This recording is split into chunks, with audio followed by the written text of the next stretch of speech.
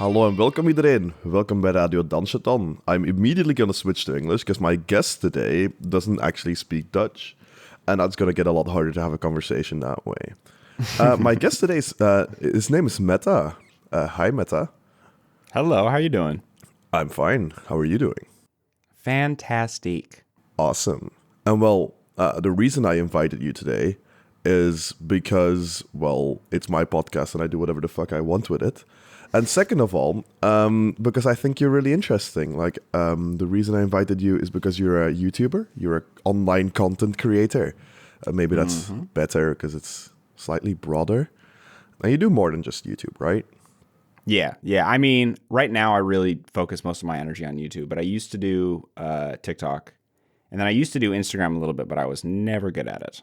Never got any traction with that one. YouTube seems to be working out for you pretty well.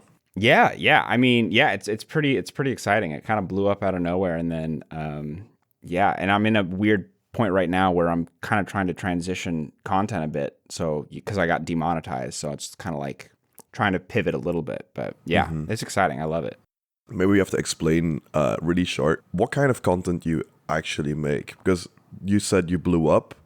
I was a part of the blowing up in the sense that the video that became very popular was one that got recommended to me and I stuck around.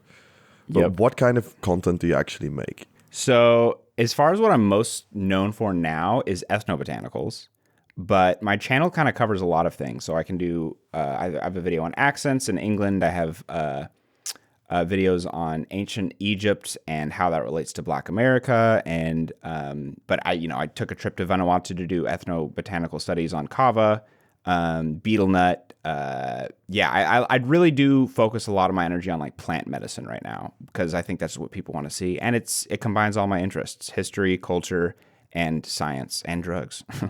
Well, that last word is maybe a good one to describe what ethnobotanicals are in the first place, because I'm a nerd, you're a nerd, but a bunch of the people that are listening might not be. So what would you count as being an ethnobotanical? Oh, that is so funny. So I didn't even really know the word until recently because people started telling me I did ethnobotanical stuff. And I just Googled it, I think like yesterday. So I think it means kind of the combination of how plants and plant medicine combines with culture and history. But I also think that it has I think people associate it with more psychoactive substances generally, but I don't know that for sure. So how I process it is like ethnicity and combining with plant shit, you know? Well, it's very funny that you've only really Googled the word yesterday, because that's usually the word I use to describe what content you create. Like I was planning. Yeah, and I like it too because it makes me sound fucking like not like a druggie. It's like, oh, ethnobotanicals, wow.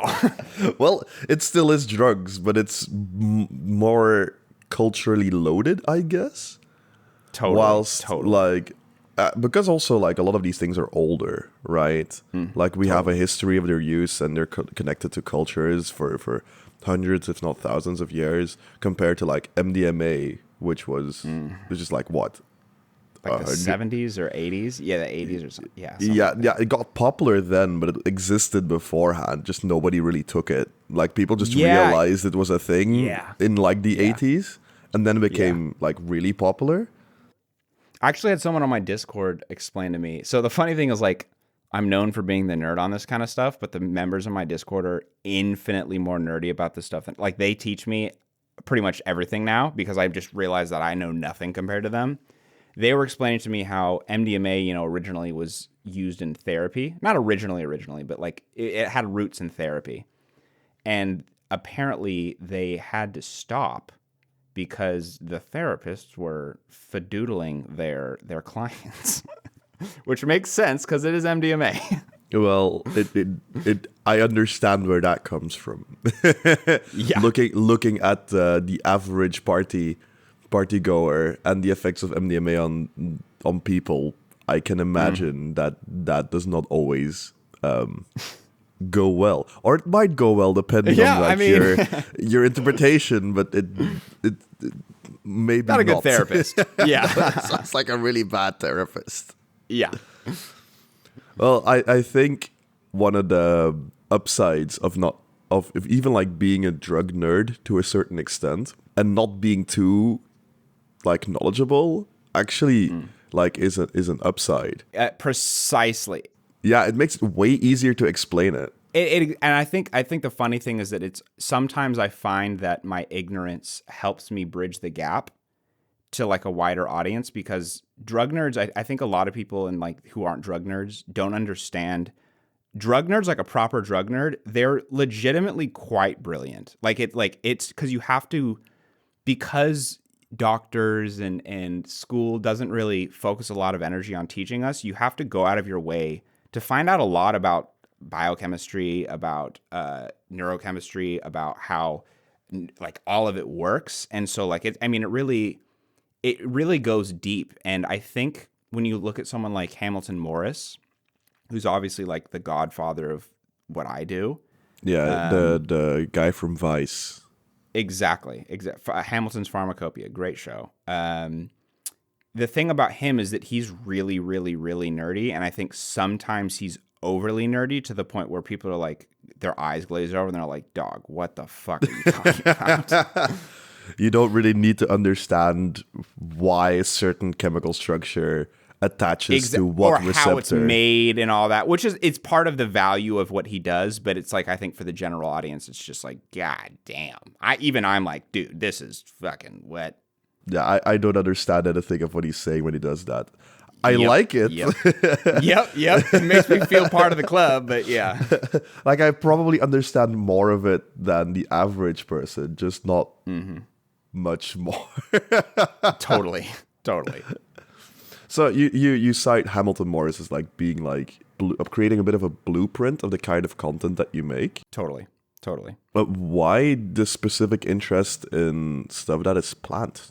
Are you talking about me personally? Yes. Well, I mean, I was. Well, go ahead.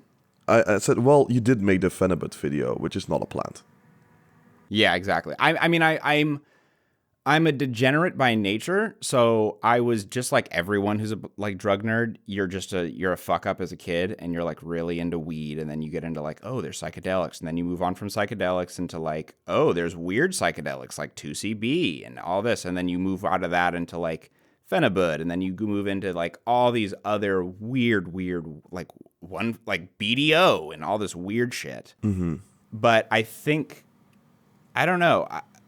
That's where I think my interest comes. It's just, as someone, I don't really talk about this too often. I was diagnosed with the TIS, and there's like I have like a list of things that I'm super fixated on, which is drugs, culture, race, language, and those are, I think, and history. And those are the things that like I pretty much like frame my entire worldview around, because I'm just fixated on those topics all the time. So I think ethnobotanicals is just like an absolute perfect melding of all those worlds. That's actually really relatable to me.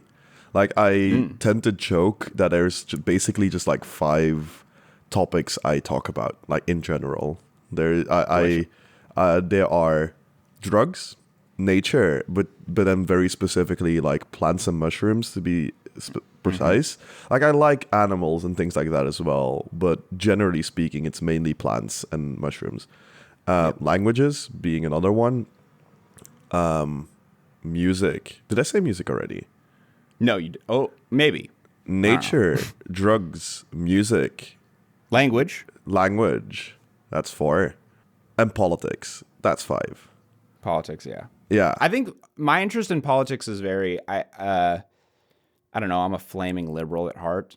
And I really do think that some people are just like, I don't know if it's genetics or something, but like some people are just bleeding heart liberals, as we say, at heart. And that's what I am. I wouldn't say it's my interest. I think I just do it out of a moral obligation. But but it's mainly the things that I talk about. So it's not even that I necessarily like a lot of these subjects in the same way that people might expect. It's just what it ends up being about. You know what I mean? Like, totally. It's hard to not talk about politics when people are like discussing any actual topic. So anything that comes into the news, There is Totally. a reason that things happen, and the reason is almost always politics. That's just what politics means. I get that. So I was literally like race just gets so political, especially in America, so quickly. And I did mostly like racial content on TikTok. And so like people expected that from me on TikTok. When I moved to YouTube, the weird thing about the stuff that I do is it attracts both conservatives and liberals, weirdly enough, which I wouldn't expect. Mm-hmm. But what I find is that when I talk about certain topics, like let's say if like this recent video about ashwagandha, I talked about like yoga moms, like, you know, like white people appropriating the stuff. And you'll sometimes see people's comments being like, hey, let's keep the politics out of it type of thing. And I always get those are one of those, you can call me a big nose, whatever. You can insult anything about me. When people say like keep politics out of it, it makes me so indescribably angry because it's like, no, I'm not intentionally trying to be political. We're just talking about facts right now. And you are like making a fact political. Like it's not, you know, talking about races is just what it is. But then people are like, well, that's politicals. Okay, bro. If you say talking about races, like, can you kind of describe what that means? Like, I've checked it out a tiny bit. Like, I've scrolled through your TikTok, but for like the audience. So I mean, I don't know what race is like over there. I was raised in a very, very, very. I'm 8 generations in one town, a very small town of like, I mean, it's 5,000 people, right? That is pretty small. Even in Belgian standards, that's pretty small. Yeah, it's pretty small. Like, you know, a lot of people know each other. And I grew up, like, my family's name is Riddle. I grew up on Riddle Farm, or on Riddle Road. Because, like, we're 8 generations. Like, we're like a founding of this town. That also means it's very white-leaning. Very, very white. But I'm also biracial. I'm South Egyptian. And so that brings up a lot of topics a lot. And I think especially as a kid who didn't understand social shit very well, I started to fixate on race because I didn't understand it. I was like, why are people so fucking weird about this and like get uncomfy about it? And why do you like when someone says black, if a white person says black, they go black, right? They got to whisper that shit, or African American or something like that. Or especially when it goes to Egypt and South Egypt and Sudan, race gets really murky. When I moved to LA, I had a lot of friends who were like insistent, a lot of black American friends who were like, yo, you have to identify as black because blah, blah, blah, which confused the fuck out of me because I was like, what the, huh? And so you have to separate, like, you know, in America, there is someone who's racially black, but not, let's say, ethnically black American. If you are Haitian or Nigerian, you are not black American, you know? And so when that goes to like South Egypt, where like people get pretty dark and pretty like kinky haired and all that, it gets kind of blurry because Egyptians are so vehemently against being African in every way. But then we are African. It's like we're literally in the continent. We look like it. You know, it's just like a weird game that they play, that we play as Egyptians. So, and of course, America is just so focused on white versus black. And I hate to bring black all the time up. But yeah, it's just... It's a topic you have to bring up a lot, and it's exhausting. And I hate that I'm interested in it. It sucks because it's just a gross topic. But I can imagine it does get like pretty annoying. Just the fact that you have to mention things in the first place just gets kind of annoying. 100%, 100%, and it comes up in so many, especially in Portland, Oregon, which is, I just moved here. It is very, very white and very liberal. It gets really exhausting because it comes up in almost every conversation in really casual ways that you just wish it didn't.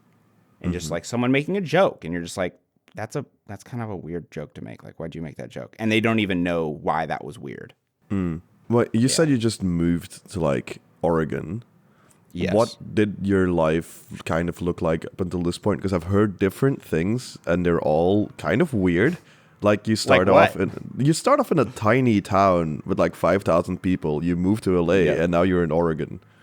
Like there was a path that was walked, and I'm interested in why it was walked in the first place. It was small town. I went to school in the capital of Oregon, which is still kind of small, Salem. And then I was like, I got to get the fuck out of here. So I went to UC Irvine to study pre-med biology.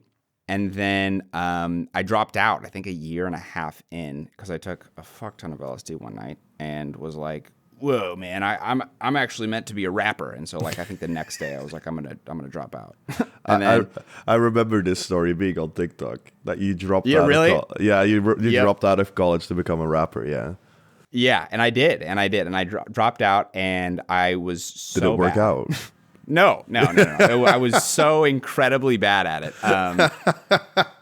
The danger of acid are thinking you can become a rapper, right? Literally. Yeah. So it turned out in a weird way. So I dropped out. I spent the next, let's say 2 to 4 years, I forget, having shitty jobs at like, retail stores to pay the bills. I lived in really bad, like some of the worst neighborhoods, if not the worst neighborhoods in LA. Like I lived in Watts, which is, it's I don't know if you've heard of Watts.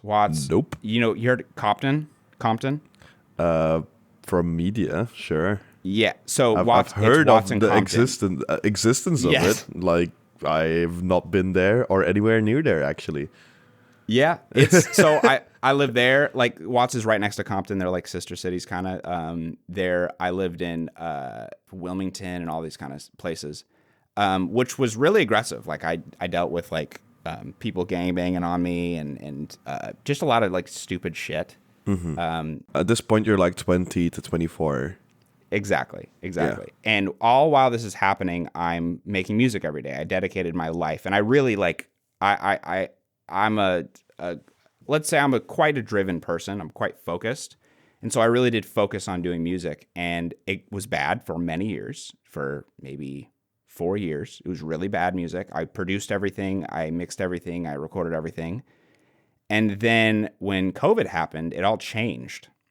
I got co-signed by a big artist called Duran Bernard. You're probably not going to know him, but he's like Erykah Badu's background singer, and then he had his own career now, and he's quite Awesome. he's quite loved. Yeah, and so when he co-signed me and like we did a song for me, and then I did a song on his last album, it like changed. Like I started to get paid for music, and that became my job. And that was my job. I produced for people, I mixed for people, and so I did that professionally for a few years, and then I did TikTok, and then that blew up for me talking about racial shit, and then YouTube blew up for drug shit. And so now I do YouTube. And then once that blew up, I made enough money to buy a house. So I bought a house in Oregon. That sounds like an absolute roller coaster. I know. And it's not over. I'm probably going to move to Egypt in a year or something. Yeah. Damn. Yeah. Yeah. Hectic. It is, brother. It is. So at this point, because I don't know your exact age, so you're like 28? 29? 26. 26. Oh, we're the same age. Really? Yeah. Cool. I'm from 98. Ayo. Hey. I wasn't entirely sure. But like, yeah, sure. Cool. Now that sounds like quite a roller coaster. There's a lot of stuff. Yeah, it's nuts. Why are you moving? Why are you planning of moving to Egypt? My father's my father's South Egyptian. I have two sisters who are full Egyptian, born and raised in the same village that he was raised in. And they don't speak English, and my cousins don't speak English, and they're like my family. Like I didn't know them as a child. I didn't even know I had sisters until I was probably 15. But then as I got to know them, and like we're brothers and sisters now, and it's exhausting to like hang out with them and not be able to speak. Like we know each other really well, but it's a lot of charades. It's a lot of Google Translate. It's a lot of, and so I want to speak with them. I want to have a deep relationship with my family over there. And I have to learn the language. So Yeah. So that's going to be Arabic, right? Yep. Yeah. Yep. Egyptian Arabic, to be precise. Yeah. You say Arabic? I love that. How Arabic. And yeah. Yeah. Arabic. That's that. Arabic. Wait, was that Arabic. a mispronunciation? Or is that how you guys say it? Well, in Dutch it's Arabisch. Okay. Yeah. But like, as you might have heard, my English is like, I have a very strange accent. Don't expect any other Belgian to sound like me. I sound pretty weird. Is it kind of because your mother speaks her language? No, I sound really different to the rest of my family as well. Oh, you're just weirdo. Yeah, I'm just a bit of a weirdo when it comes to English. Maybe a bit of a weird question. We've also talked about it already a tiny bit. Where does your interest in drugs come from in the first place? I know that, is it an annoying question? Maybe is that an annoying question? Because I know that I think that's an annoying question. I get that question very often. I think it's a bit annoying. I think just asking someone generally, where does this interest come from? I think it's kind of like an interview bullshit question because, like, you know, who knows? You know, I remember I was like working at a cancer epigenetic research lab, and they're like, why are you interested in cancer? And I was like, I don't know. I had cancer. I guess that was my answer. But it's like, that's not like, you know, it's just people are interested in shit. Yeah, I liked doing drugs as a kid, and I liked, it's one of those topics that's similar to race where it gets really weird really fast. And when you start to dissect it, nothing makes sense. You know, like why is everyone in the world like totally cool with you're drinking coffee right now? Why are people cool with alcohol? But then when you bring up kava, people are like, ooh, that's kind of a drug. Or, you know, oh, well, that's a cultural thing. Like, that's sacred. We're cool with that. But then when you bring up kratom or like heroin, people are like, whoa. And it's like, okay, that you guys, like, your whole like idea of drugs starts to fall away when you start to dissect it. Mm-hmm. So. But you follow that interest to the point that you travel the world for it. Just travel the world. I went to one country. I mean, in distance wise, it's pretty far. It's true. It is. No, oh my God, going to Vanuatu was fucking crazy. Yeah, that was an insane trip, and I didn't even know where Vanuatu was before making the video or what it like. I didn't know shit. Didn't know the language. Nothing. I'm going to admit that I also had to Google where it was. Yeah, it's crazy. It's a crazy country. There's like over 120 languages in one country, and it's fucked up. It's nuts. It's such a cool country. Melanesia is just nuts. How was it? Oh, wait. Maybe where is it? For like the people that also don't know where Vanuatu is. So it is a Pacific island country. And so there's 3 different parts of the Pacific Islands you should be aware of, which is Melanesia, Polynesia, and Micronesia. Okay, and they're all right outside of Australia and to the east of Asia. Okay, so they're, I don't know, I think people technically call them Asian, but Melanesians are like black Melanesian. They're more black looking, but they have their own look.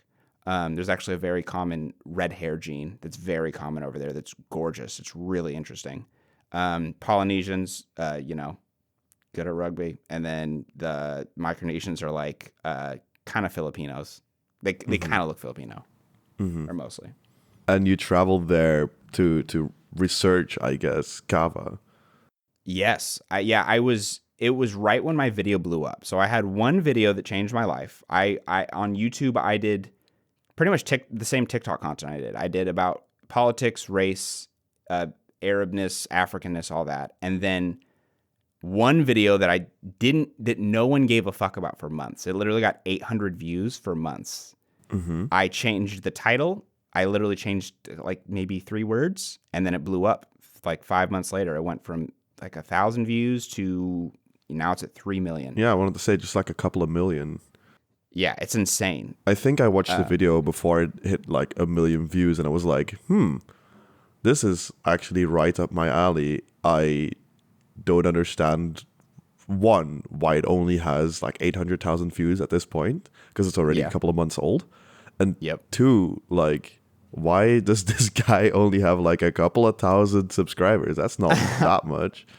And it's funny like that. Well, with followers is funny because when there's a lot of content creators, that you can find a video that has 1 million views, but they have 10,000 no following.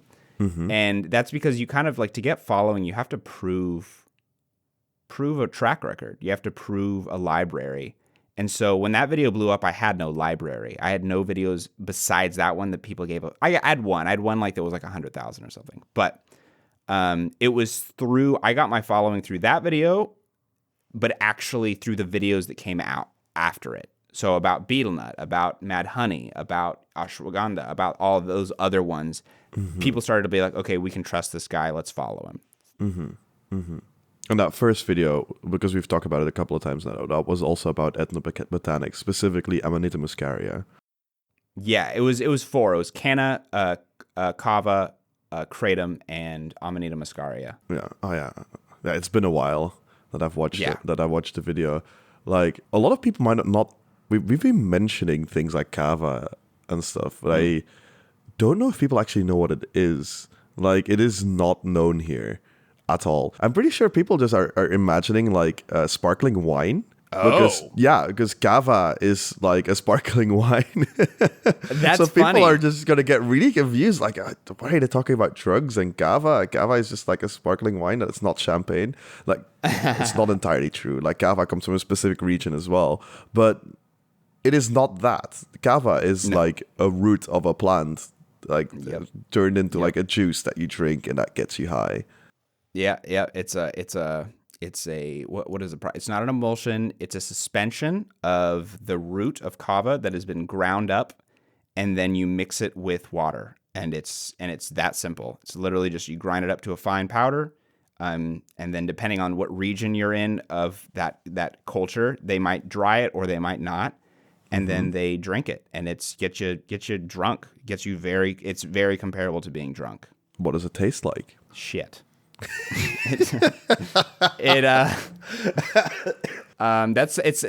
a funny conversation too. So it tastes bad. It tastes really bad. It tastes like if you mixed like a hint of ginger with generic beetroot taste and dirt. Like it's just gross. It's just like a nasty flavor. And the funny thing is like a lot of culturally sensitive liberals, if you will, love to play this game of it doesn't taste bad. That's disrespectful to like say it tastes. Nah, you go to Vanuatu, you talk to those, they're like, this shit is nasty. They drink it all day, every day, and they're like, yeah, we all hate it, but it feels amazing, so we drink it.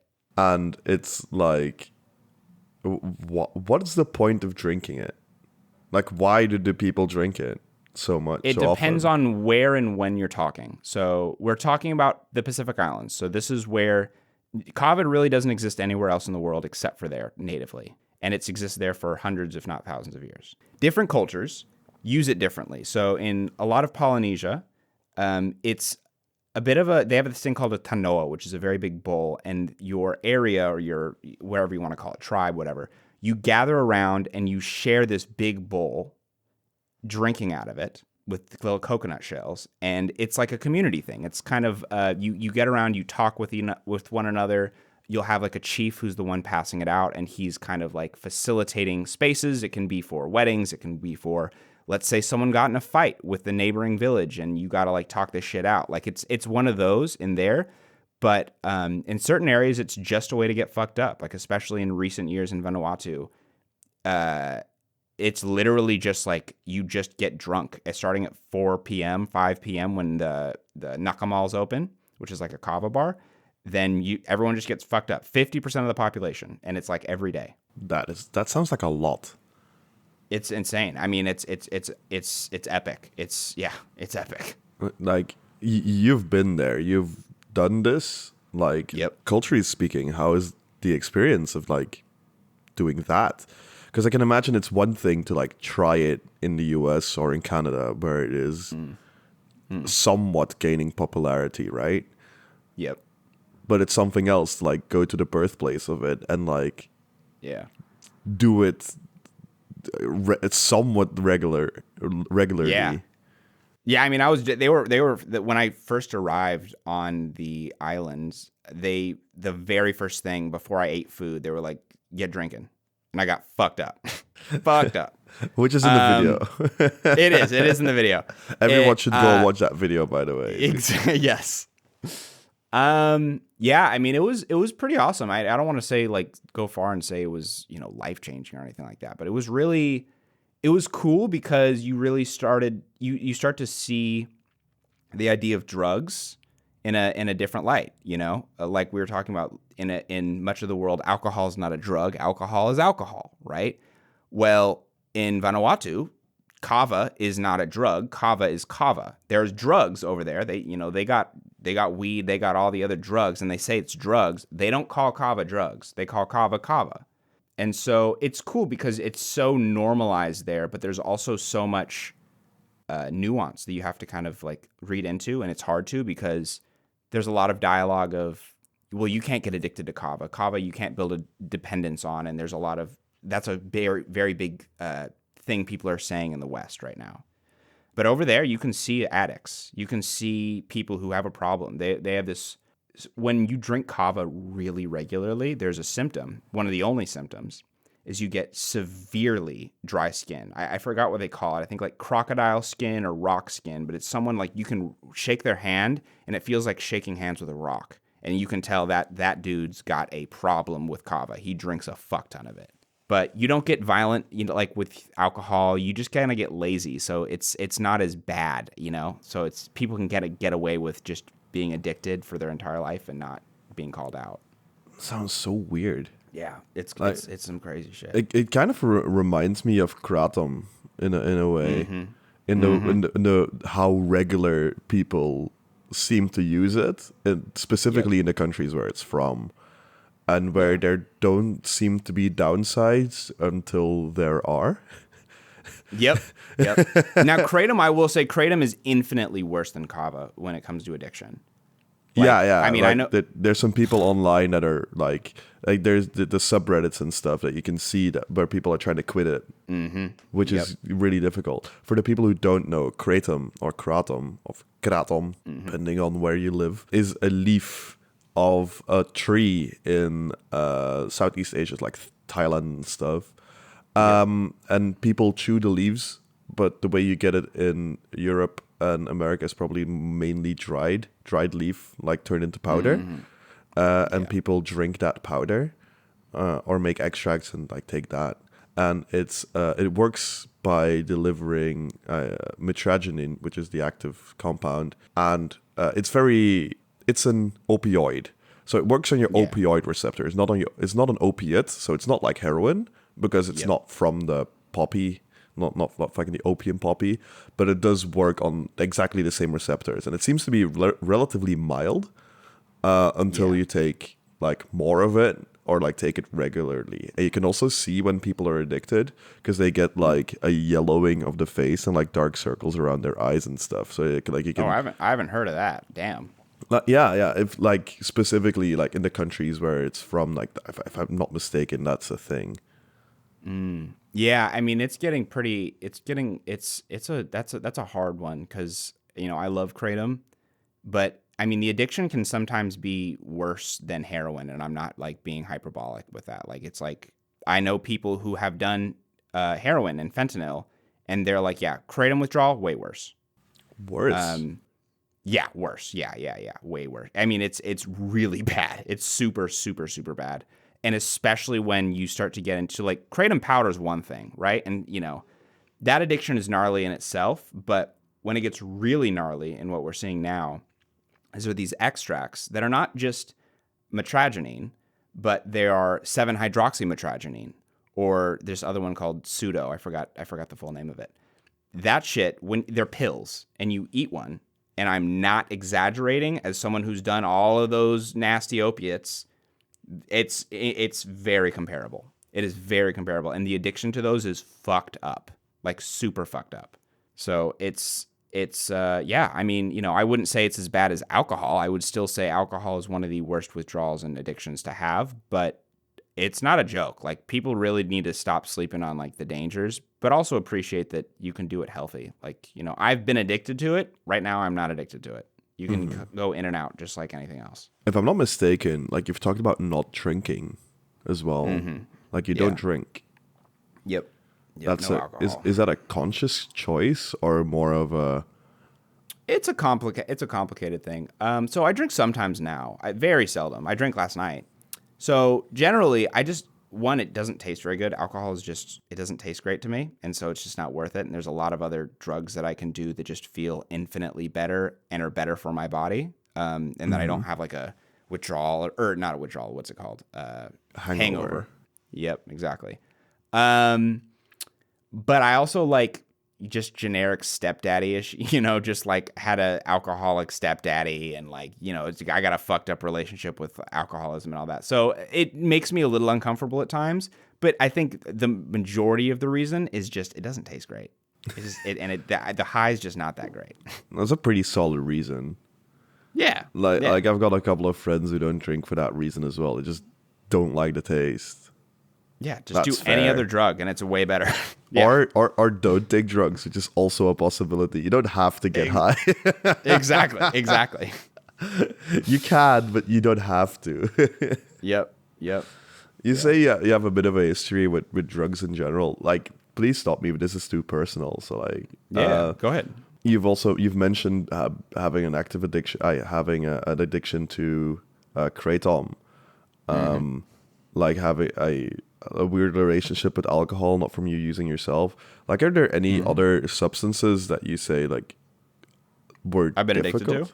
That, for instance, not necessarily like addicted, but like had difficulties with, like, because it's to some extent it's a bit strange that you would have problems with substances in the past, but still harbor that interest in them in the future, even though like you've already felt what harms they done. Yeah, I had a doctor when I was a kid. Really, he really kind of framed the way I looked at it. So he's a naturopath, so that's its own type of thing. But I have no clue what that is. It's a doctor kind of that, like, instead of focusing on pharmaceuticals, focuses on natural remedies to disease. And a lot of them are complete bullshit, like kind of chiropractor types. But some of them are really awesome, right? And so he was one of the awesome ones. But he, when I was very young, was like, he knew that I was doing drugs. And his response was, Metta, everything's a drug. You can be addicted to anything. And you can go in and out of addictions, and often addiction doesn't have to do with the substance or thing itself. It has to do with you. You can be addicted to sex or heroin, and both can be gnarly. And so, yes, I've been addicted to a few. I've been addicted to a few things, and I never like get away from it because I don't blame the substances for me being addicted. It's me. I'm getting addicted not because the substance is great, but because my life isn't. Because I'm going through a hard time and I don't know how to cope with it correctly. So but we all do that. We all do that with drugs or not. That's a really nice answer. Yeah. I hope that that's something that resonates with the people at home for a bit, because all of us go through bad times at times, right? Totally. And there's a very famous study that I'm going to do a video eventually about. The Rat Park one. The Rat. Exactly. I'm not even gonna. Yeah, you know it. Of course. The Rat Park one is like a really interesting one, because there's also like a lot of critics, a lot of people critical of it, and I think that's also really interesting, because even though like the study doesn't seem to be as sound as it seemed in the beginning, a lot of the hypotheses still stand. Like a lot of it's still like, if you look at other people's lives and things like that, it seems to, like, at least in humans, still be very true to a large extent. Not 100%, right? But like to a large extent. Yeah, totally. Yeah, I mean, 100%. I mean, it's such a perfect explanation for addiction and just people going through hard times. Yeah. Rats fucking got addicted until they died, until they had sex and happiness, and then they were good and they had no interest in drugs. Yep. We've talked a bit about the past, right? So we've talked about like how you came to be doing whatever you're doing right now, like, because you're still active in music. I don't know if that's still a part of your profession. Not really right now. I do music right now. I score. I'm starting to score my videos.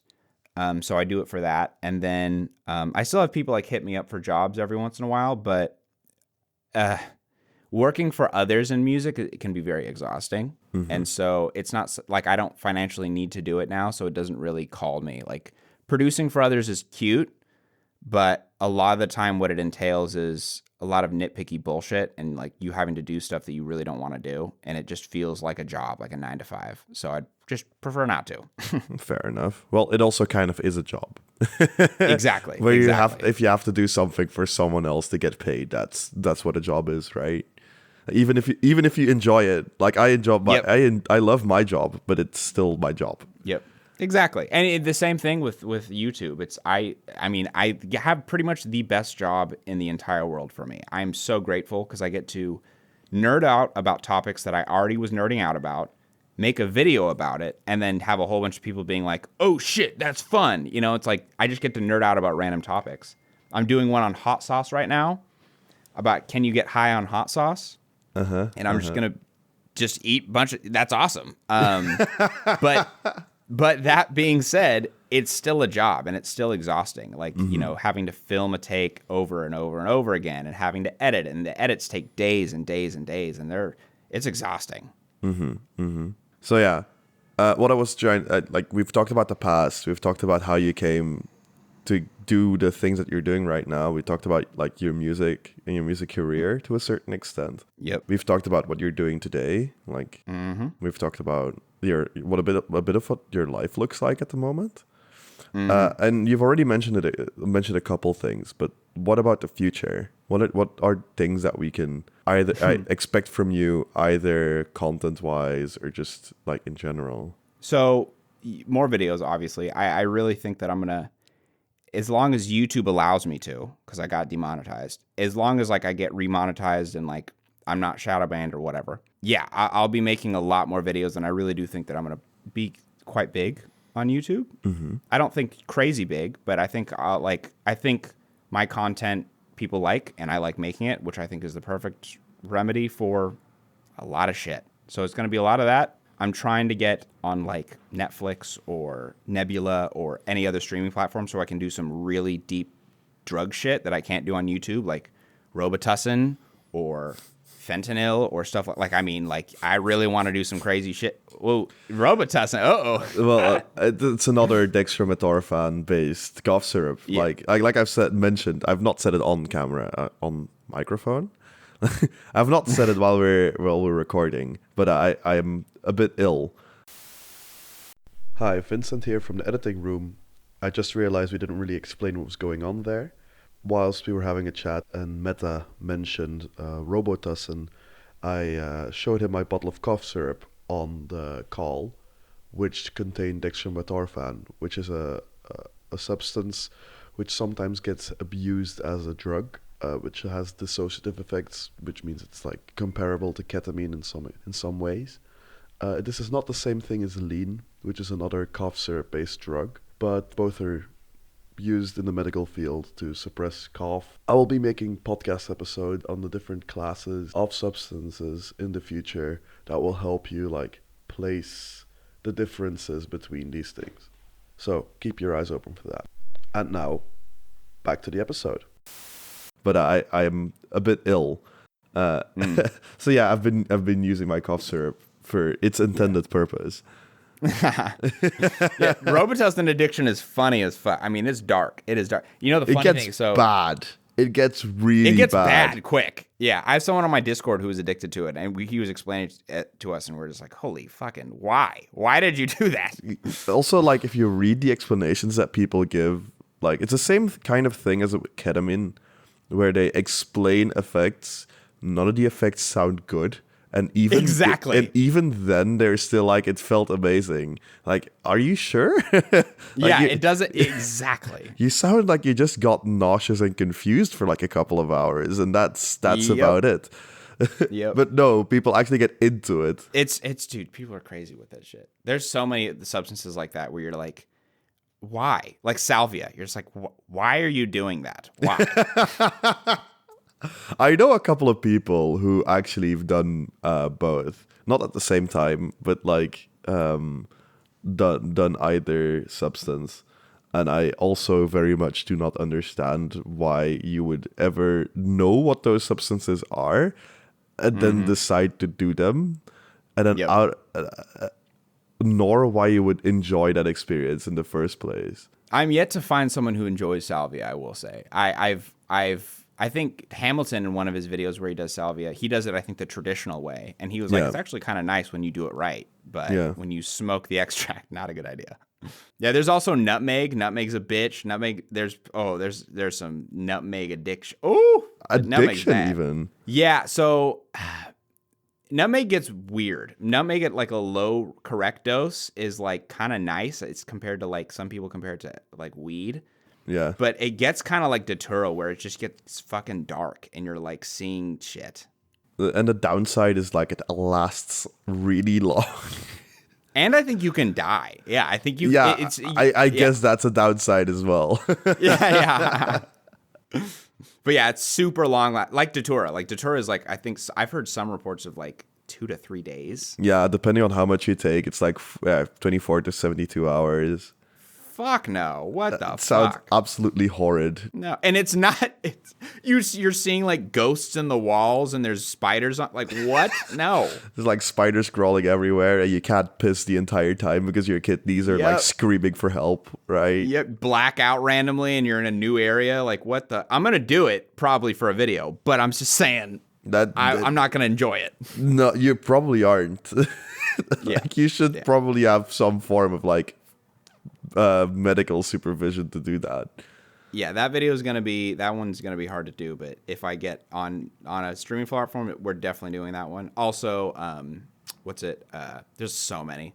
I want to go do Chat in East Africa. Yeah. Cathinone. Yeah, yes. That shit's fun. Yeah. Actually, those synthetic cathinones are extremely popular in Belgium and like Europe in general. Really? Is it kind of like a raving thing? Yes, very much so. Yeah. So, cat is a plant that people chew. However, you can extract the cathinones out. You can like make them synthetically, and people around here know it as meow meow or mephedrone. 3 mmC, 4 mmC are the most popular ones, but like those have become illegal. But other versions, so like 3 CMC, 2 mmC, are still somewhat available through the research chemical space, and they seem to like pop up in samples of 4 mmC and 3 mmC at the moment. But they're extremely popular with the raving crowd because I've heard they're even better than MDMA. A lot, like some of them are like people say it's just the shit, the bee's knees. I know people who have done both, and the effects are similar but different. Where 4 mmC, like mephedrone or other synthetic catenones, seem to be more energetic. So for people who like the wakefulness of some drugs, that seems to like really gel with them. But that gets one of the things about that class of drugs is that it's very Moorish. It's kind of like Pringles. Once you open a can, it's quite like difficult to stop. But then with like drugs, it's quite hard to not finish the bag. It's fiendy. It's very fiendy, yeah. Okay, so like I know people who can like finish like grams of it in binges. Like, oh my god, it's terrible, absolutely terrible for your cardiovascular health. It's terrible for your brain and your nose because people seem to like enjoy sniffing it. Usually, it's terrible for you. Yeah. If you don't act stupid with it, like it seems to be similar in like risk profile as MDMA, and that means like keeping your doses to a sensible level, not redosing, and spreading your doses apart anywhere at like to 1 or like 4 times, 6 times a year tops. Then it does not seem to be much worse than MDMA as far as I know. However, our history of use with cathinones, like synthetic cathinones, is way, way shorter. So we don't know if anything like weird happens in the long run. So you're still playing your own guinea pig if you choose to do it. Yeah. Like the research chemical scene in the United States seems to be way smaller than in Europe. Yeah, because we have a law against it, and they've really cracked down on it. So when I was younger, RCs were, there's websites for it and all that. And now, there are websites for it, but there used to be like RC websites where you could it was just like the candy shop. And now those just places do not exist anymore, which I mean, it's just what it is. It's just what it is. Like drug scenes throughout different countries like get really different, which is very strange actually. Even in countries that you would expect them to be culturally similar, because both Belgium and the United States are like part of like the West, whatever that exactly means. Means exactly, but like still culturally, like the way people use seems to be really, really different. Also, like when I went to the US like a couple of years back, like I would notice that people would very specifically drink to get drunk. Like that is, and not that we don't drink to get drunk, but the process in and of itself seems to be way more chill. I've thought a lot about that, especially in England, because it's like English speaking, you would expect it to be like very similar to America, but the way they process just drugs and alcohol is just completely backwards. Especially in Europe, your guys is, I think France is probably the best example of like alcohol. Like you can like actually just drink and just like, oh, I like the taste, and we can actually really pair this and like have a good time. America is just not. If you're rich, you do that. But if you're not, you just drink to get drunk. Like, that's what you do it for. You drink something efficient, and usually out of a bottle that is made out of plastic. Yep, exactly. And it's going to taste fruity, and yeah. Which sounds horrid. Which is horrid. It doesn't sound horrid. It is horrid. I've done it. I've been there. I've seen it. It's not good. Like, the idea of, like, having a chaser... like, it's so weird. It's a thing that I've learned through media that is not something like I've ever seen before in You guys don't do here. chasers in Belgium? Not generally, no. Like, sure, like when people like do tequila, like you have the lemon and like the salt and stuff. Yeah, you use that. But I don't order a whiskey and a Coke, first drink the whiskey and then sip the Coke. Like, that sounds insane. Like, why would I ever do that? What's the point? Or like the way we're in America we're taught that is that, I mean, I don't know how true this is, but the way we were taught as kids is why we're so obsessed with it is because it's so taboo and there's a 21 age limit. And so when you get to drink, you go ham, and then that kind of facilitates a relationship with alcohol, which is just fucking weird. But don't like imagine me saying, I'm not saying that our general societal relationship with alcohol is good, by the way. Yeah, of course. Like the legal drinking age in Belgium is 16, which means that in practice people are drinking from like 14, 15 years old. Yeah. And we very specifically have like the downside of in being in America is that everything's far away. You have to drive somewhere to get anywhere. Unless you live in like a major city. In Belgium, that is just simply not the case. You can get basically the furthest drive you can have in the country is not going to take you any more than 3 hours and a half. And then you're driving from the top of Flanders all the way to like the south of Wallonia. Like, they don't even speak Dutch there anymore. It's French. Like, we have to have a French-speaking part and like a Dutch-speaking part. Yeah, the geography is different. Like, there's hills all of a sudden. Like, people speak a different language. Like, things get way more sparse as well. But generally speaking, in Flanders is a very densely built area. So that means that even if you live like in a small village that has like 5,000 people and there's something to do, you just take your bike and you bike for 20 minutes and you're in a different place. Which also means that when you're hanging out with your friends or like going to a party, like you start partying when you're like 15, 16 years old and you come home like 12, but you do it all by yourself. You don't get a taxi, you don't get an Uber, you just bike. And I think part of that is the distance, and then part of that is just Americans don't trust. There's no tribalism within Americans, so it's like, you know, I don't know. I think we generally don't trust one another because like there's rapists, there's kidnappers, there's all this kind of stuff that we're like kind of taught to fear. You get that more and more. Yeah. Oh, in Belgium? Yeah, it used to not be as much of a thing. But throughout the years you see it more and more. Like if you listen to like my parents' generation, and specifically on my dad's side, because like my mom obviously didn't grow up in Belgium. But when like in Belgium, in my parents' time, like people would just like do shit and that would be fine. Like people like fights and stuff were way more common or seemed to be way more common. People would drink way heavier. People would drink and drive a lot more than happens today. But people seem to get more and more paranoid over time. Like, also, like, the things that do go wrong get televised these days. So, like, they make the news. Totally. And all those things are terrible, right? Like, any kidnapping or, like, someone, like, hitting someone with their car when they're drunk. All of that's terrible. But it happens, not the drink driving, but, like, the rest happens less than it used to. Totally, it's also weird how it affects other parts of culture where, like, I'm sure this is the case in Nigeria. In Egypt, if like a man, full grown man sees a little girl or a little boy, it's totally even if they're not related, they don't even know that kid. It's totally fine to like pick that kid up. Oh, how you doing? Da da da da. Like be cutesy. In America and maybe in Belgium, I think a lot of men, straight men especially, are not going to do that as comfortably because they're going to be like, oh, I don't want to come off as creepy or a pedo. So it affects so much more than just like general it's just interesting. I don't know if it's exactly the same in Nigeria and in Egypt, but I can absolutely attest to like the closeness of being with children, even with like women.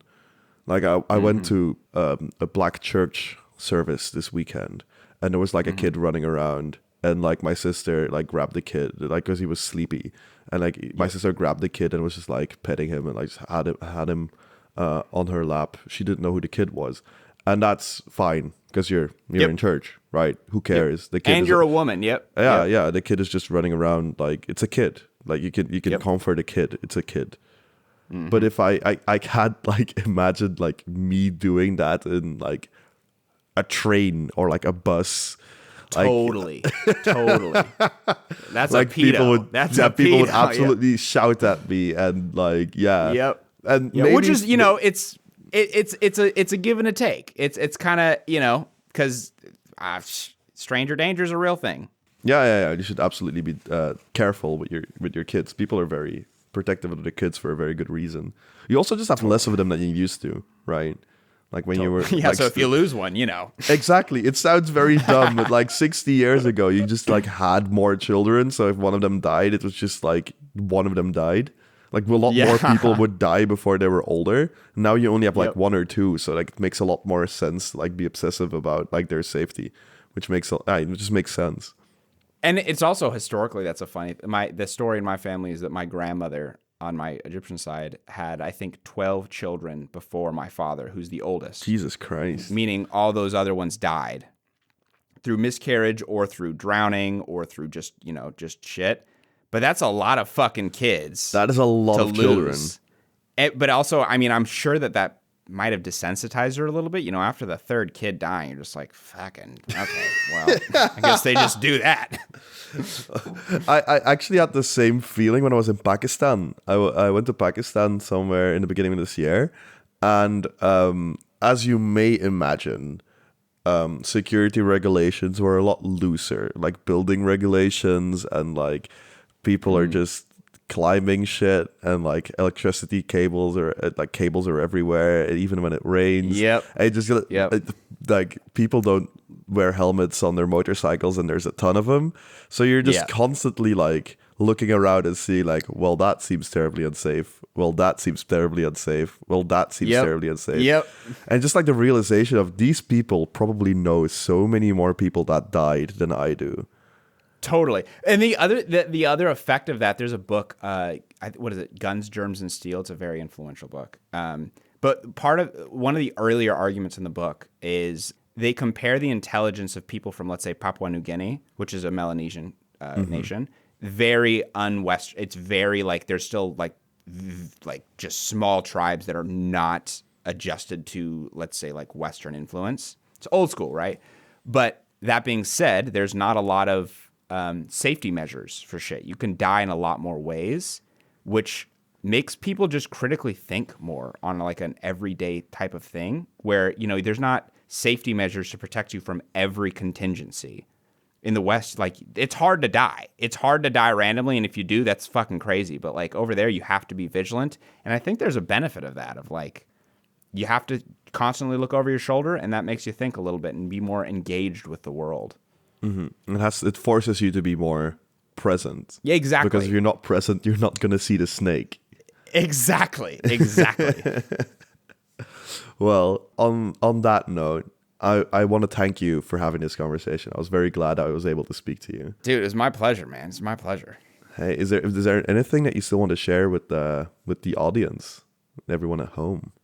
Anything you still want to say? Nah, man. If you wanna get to know, follow me on YouTube, and if go on Patreon and go on Discord. There's lots of other content out there, and you can hang out with me and all that. And what was your channel name again? Metta Beshay, my name. Yes, and that's spelled Beshay. Exactly. Okay. It's also going to be in the description of the podcast episode. So if you want to click through to that, you're very welcome to. I highly advise checking out his content. Thanks so much for having this conversation with me. Thank you, man. Have a nice day. Thank you everyone at home for listening. Also, like and subscribe my stuff, please. Yep. Rate this podcast 5 stars on Spotify and send me a message on Instagram or something. Like, did you enjoy the episode? Is anything about it good, bad? What can I still change about it? And if there's nothing, well, I'll see you next month. Bye, everyone.